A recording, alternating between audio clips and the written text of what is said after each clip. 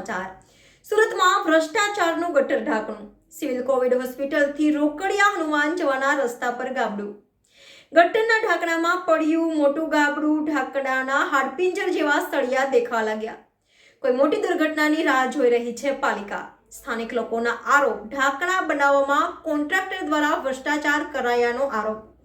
વહેલી તકે આ ઢાંકણું નહીં બદલાય તો અકસ્માત સર્જાય તેવી શક્યતા રિપોર્ટર નૈતિક રેશમવાળા NN ન્યૂઝ સુરત।